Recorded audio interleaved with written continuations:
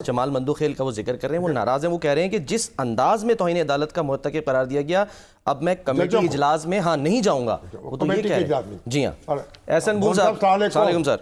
جی السلام علیکم سر شامی صاحب.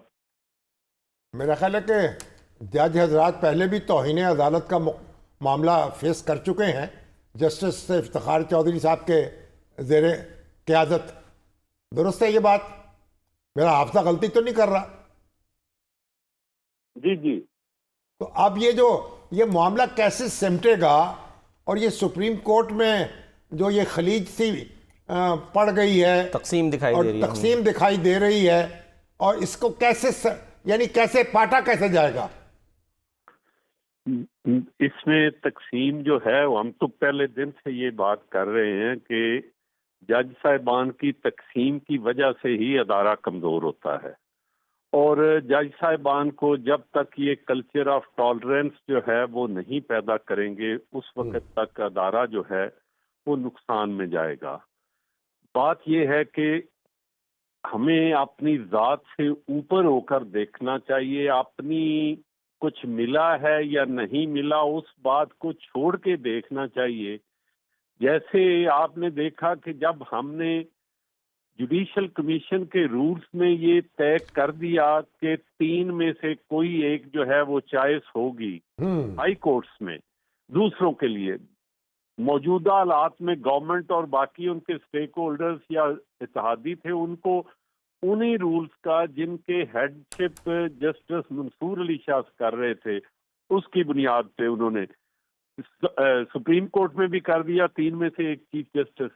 اب سپریم کورٹ میں موجودہ امینڈمنٹ جو 26 امینڈمنٹ ہے اس کے نتیجے میں یہ آ گئی موجودہ عدلیہ، موجودہ عدالت اور چیف جسٹس.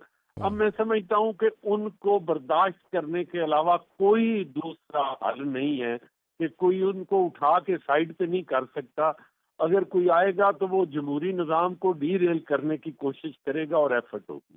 تو کیا آپ کے خیال میں جو 26ویں آئینی ترمیم ہے وہ اب آئینی اس کو جو چیلنج کیا جا رہا ہے تو وہ آئینی بینچ کے سامنے چیلنج ہوگی یا فل کورٹ اس کی سماعت کر سکے گی؟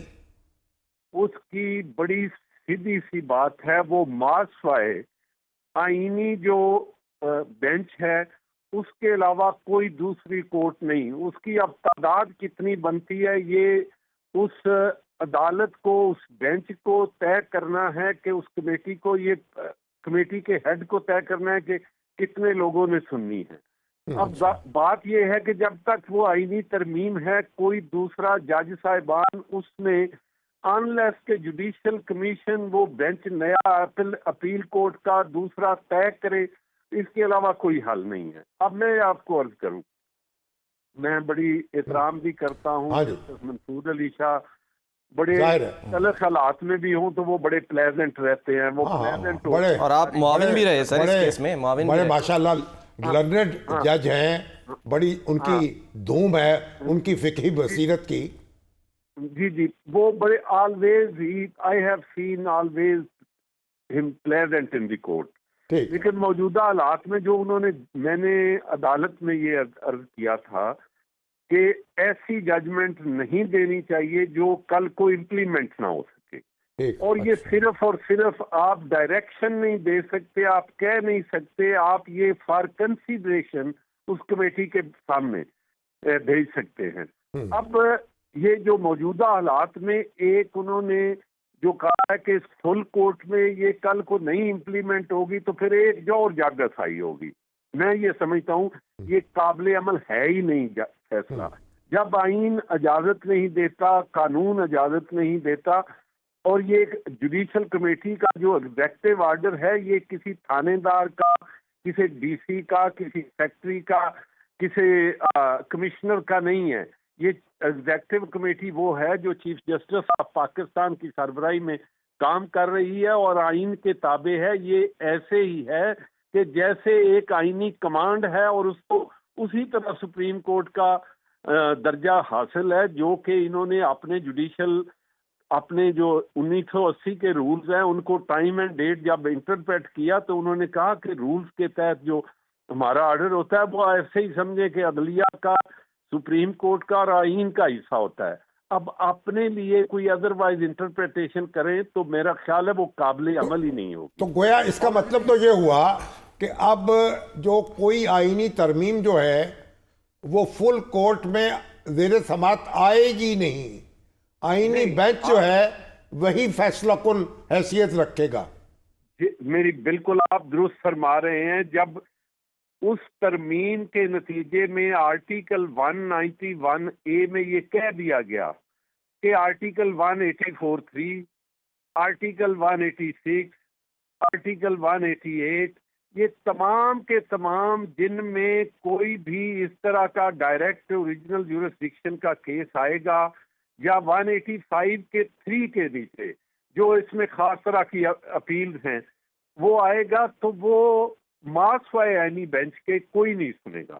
یہ 191A میں کہہ دیا گیا. اور میں نے یہی عرض کیا تھا جج صاحبان کو یہ اپنے جب مجھے انہوں نے بلایا تھا, اور اس کی میں ہی سب آرٹیکل یہ ہے کہ the moment this amendment is in operation automatically سارے کیسز جو ہیں وہ ٹرانسفر ہو جائیں گے. بالکل. تو پھر تو روکھی سوکھی کھا کے ٹھنڈا پانی پی لینا چاہیے. یہ گزارا کرنا ہی پڑے گا. یہ صرف پارلیمنٹ کا اختیار ہے, پارلیمنٹ کے علاوہ کوئی بندہ اس کو دیکھ نہیں سکتا. چلیں ٹھیک ہے, بہت بہت شکریہ احسن بون صاحب. ہماری سپریم کورٹ بھی جو سرما بادشاہ اللہ دیکھے نا کیا سر ہماری شاندار تاریخ ہے نا. جب چاہا جہاں چاہا جو چاہا فیصلہ کر دیا. کبھی آئین کو معطل کر دیا, آئین میں ماشاء اللہ والوں کو اجازت دے دی ترمیم کرنے کی, توثیق دے دی, اور کبھی گورنر جنرل کو کہہ دیا کہ جناب اس کو اسمبلی کو ڈیزالو کرنے کا اختیار ہے, جو دستور میں کہیں لکھا ہی نہیں تھا. اور جو یعنی ہماری تاریخ جو ہے, یعنی سپریم کورٹ نے ایسے فیصلے کیے ہیں جس میں آئین کے الفاظ پر غور کرنے کی ضرورت ہی محسوس نہیں کی گئی. سر جب ہم سیاستدانوں کے لیے کہتے ہیں کہ وہ تاریخ سے سبق سیکھیں, غلطیوں سے سبق سیکھیں, تو پھر جو دیگر ادارے ہیں کیا وہ نہیں سیکھ سکتے اپنے ہی؟ کیوں سیکھیں؟ اچھا, جب سیاستدان نہیں سیکھ رہے تو جج کیوں سیکھیں؟ ٹھیک ہے. اور جج نہیں سیکھ رہے تو جرنیل کیوں سیکھیں؟ ٹھیک ہے. تو ہر شخص جو ہے وہی اپنے دائرے میں سفر کر رہا ہے. ہر شخص جو, ہر ادارہ جو ہے وہ وہی حرکتیں کر رہا ہے جن حرکتوں نے ہمیں اس حال تک پہنچایا. ٹھیک ہے سر, ایک بریک لیتے ہیں. اسی لیے تو اب یہ جو کیا کہا ہے ہمارے شاعر نے, کیا کہا ہے, یہ عجب ہے میری قسمت کہ جو دل کسی کو دوں میں وہی میرے سر سے مارے اسے کر خراب الٹا. جو ادارہ بھی آپ سر آنکھوں پہ بٹھاتے ہیں وہ آپ کا یا آنکھیں پھوڑ دیتا ہے یا سر جو ہے اس میں سوراخ کر دیتا